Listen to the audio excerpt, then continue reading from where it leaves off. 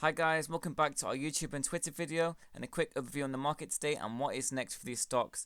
So firstly, I lit this one in market hour today, JEM, with a green candle close of a 0.75 falling wedge above all moving averages once I turn them on. Perfect. And this ran 28%, it's not bad.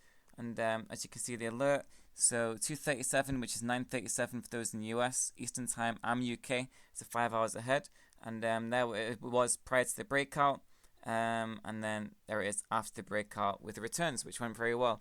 And I also alerted CWD in pre-market around 25 with the 27 filling.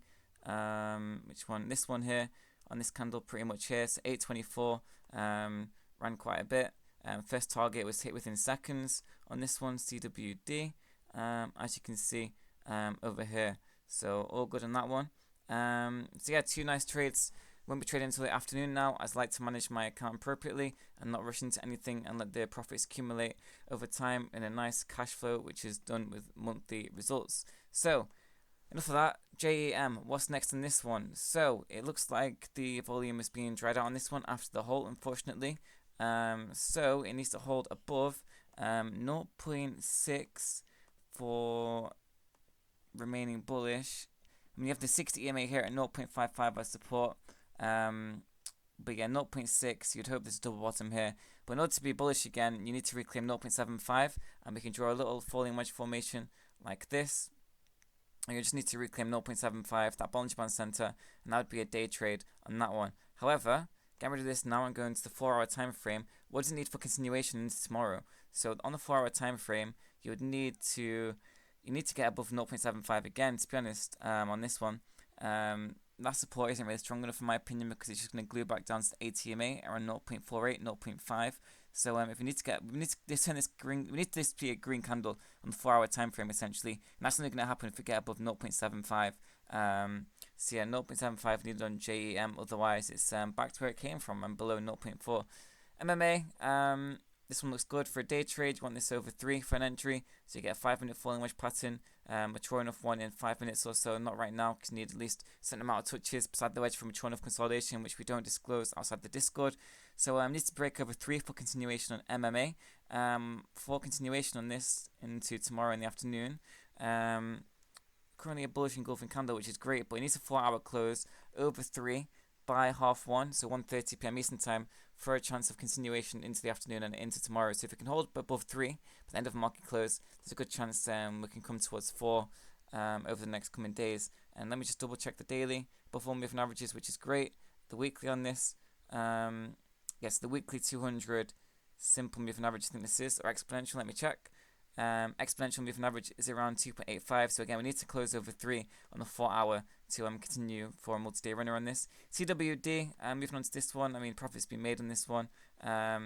It's actually doing what I expected Oxford to do yesterday. Obviously it kept on going and going and going, but I thought Oxford would just get halted straight on market open and then volume and momentum just deplete, and this is the case with CWD, which kind of ran in the same similar fashion to Oxford yesterday. So anyway, if this one loses, so the 60 EMA, I mean, if this one loses 15, you're looking at 10 really. On this one, I think this one's done. You might find a little squeeze here and there on it, but I think this one's done, unfortunately. A massive red candle there on the 4-hour, on the daily as well. I really think this one is done. Needs to reclaim 25 and then 35 for it to be bullish again, and I can't really see that, to be honest. You never know until it happens, but I think this one is done, unfortunately. BON the same, it's just got halted down and then lost support at 2.25. It's got the Bollinger Band center here, the orange line. Looks like it might be coming for the 60 EMA. If it loses the 60 EMA and loses 1.7, I'd say it's done on this one, just drawing that rough support in. Going to the 4-hour time frame, we can have a quick look at it. Again, it's just a massive red candle. You want the candle to be green, and the arrangement of moving averages isn't great. You have the 200 EMA all the way up here, the 200 MA all the way down here. It's just broken. These two white lines should be next to each other. The chart's broken on this one. I don't like it. To be honest, I think it's rubbish. So avoid that one. YOUL, YOUL. It's kind of good. I quite like this. It looks a bit choppy, but if you just put in a consolidation pattern, don't trade the consolidation, trade the breakout. So you wait for a 3.7 break for continuation, running at least 10%, and then 5 is your next level after a 3.7 break. That's for a day trade. On the 4-hourly though, it needs a 4-hour close over 3.7 for a good chance of continuation later towards the afternoon, and for continuation tomorrow pre-market and onwards. So 3.7, it needs to hold over there by 1:30 p.m. Eastern time or by market close, and if not, it's just probably going to come back down to 2.6 in this one. STUC keeps on getting halted down, just keeps on getting beaten up. I mean, just look at it, massive gaps in the chart. The more gaps you see, the less healthy price data is. I always say the more gaps you see in the chart, it's it's not as healthy. So compare it to like, ideally a dentist wants all teeth glued together for like a healthy mouth. So it's the same as in candlesticks. You want them all to be glued together, and if there's massive gaps in between each candlestick, it's like having massive gaps in between your teeth. It's not a healthy structure. So it's just too choppy to trade. I can see this one losing too. I would avoid this one, to be honest. But on the larger time frame, if you can hold over 2.65, there's a chance, but I'd try and avoid this. DSY, going on to this one. Last one on my watch list. Looks alright for a day trade. If you can break over 5, you're coming up to a 7. Looks quite good, to be honest. Again, falling wedge pattern on the 5-minute time frame now. So it's a choppy market open on this one, so it's important to have your defined criteria for entry and not get too emotional and just enter because everything's going up in pre-market.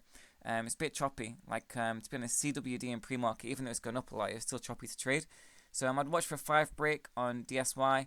It really needs to break over 7 on the 4-hour for continuations. I don't think this one will carry on from today into tomorrow, unless it can close above 7, which is like a 50% move, I think.